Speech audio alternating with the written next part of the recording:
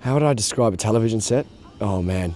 This one's really different because we're location-based. You know, this is in no way studio work. It's a circus. It's a whole lot of creative nomads that really want to be there, that have no social life whatsoever while they're shooting, that wake up at 5, have coffee together, have breakfast and lunch together, and then make pretend worlds. And so it's a really vibrant, happy place to be. 93, take 1.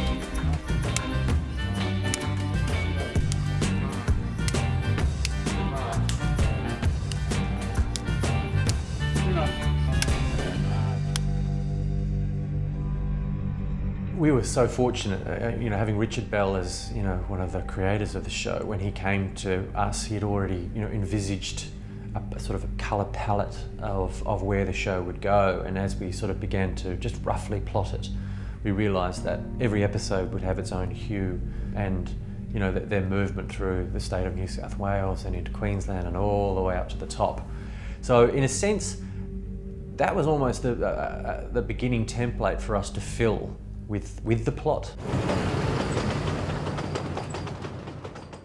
I love the story. I thought it was a terrific story.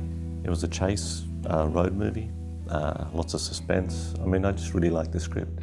Plus the many and varied locations, the characters. There's so many things about it which, for any cinematographer, is very attractive. By its very nature, two girls on the run, on the road, you want them to look as attractive as possible, at the same time being as realistic as possible. So I guess, in a nutshell, pretty but real. The locations we had, they drove a lot of the looks.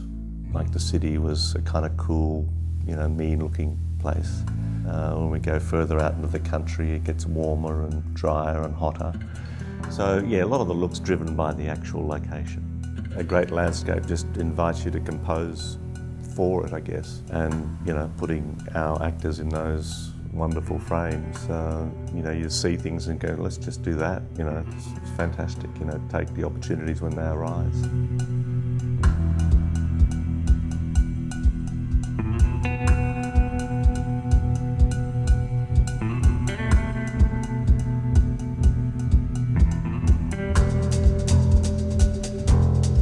Try to make it backlight as much as possible.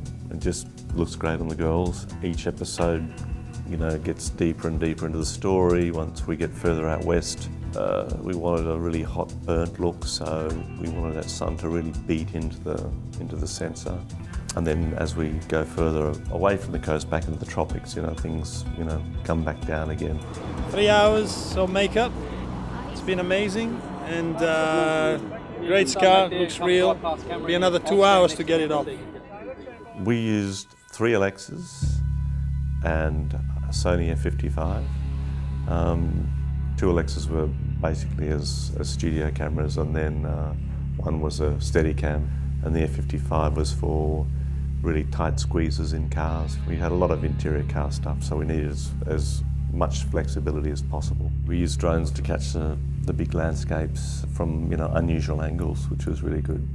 We did a lot of tracking shots with cars and or just people in tiny figures in big landscapes. The drone was very good for that.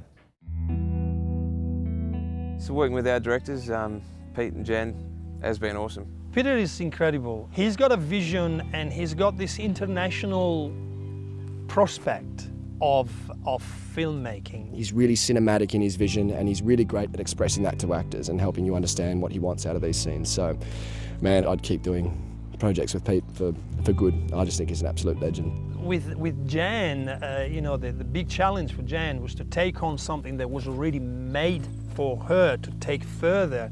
So she had to continue this incredible journey and end it with the same notes that had to start. I think she got really good ideas of where she wants to go. I think she jumped on board really well with my character and created that sustainability that drives the character forward. So I've worked with some pretty cool people in the last 6 months in America and in London, but Australia's world class. Every time I've worked in Australia, there's nothing they do over there that we can't do here, and we don't do here, maybe even better.